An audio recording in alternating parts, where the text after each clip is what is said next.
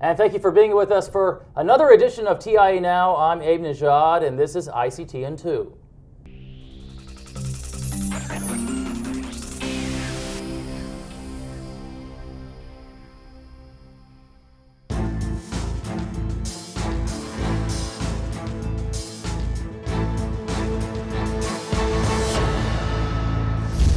And a lot developing on the spectrum front as voluntary incentive auctions may come sooner than later as Congress discusses the benefits of spectrum sales on the national debt and an agreement on the debt ceiling.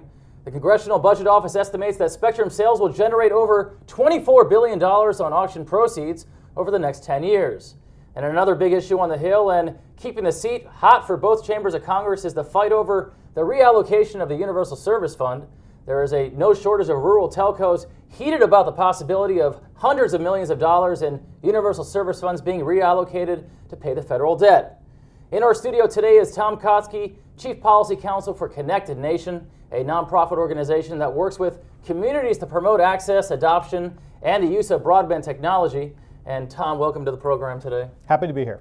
And we're happy to have you in. So we're talking about this debate over the Universal Service Fund that's kind of a hot topic on the Hill. What effect does that have, if any, on the communities that you work with for the adoption and use of broadband? Well, it's certainly an important debate that we're having in Washington, D.C. However, it's also important to understand that local communities and states across the country right now are currently engaged in very active and vigorous efforts really at the highly local, highly particularized level involving the transition from analog technology to digital technology throughout their communities. These debates are important. Questions about spectrum reform are absolutely critical to mobile broadband future, but largely most communities are dealing with challenges such as how do we get more computers into our classrooms? How do we get our students learning about digital technology? How do we make sure our community colleges are connected at sufficient speeds so that we can do distance learning, so a child in one part of Kentucky can learn Mandarin from a professor in a different part of Kentucky? And how are we getting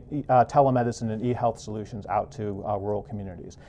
Those are the real challenges, and it's interesting to sit here from a Washington, D.C. perch to think that we're having this debate over universal service in Washington, D.C., and yet, for the most part, that debate is largely not addressing the questions that local communities are grappling with today.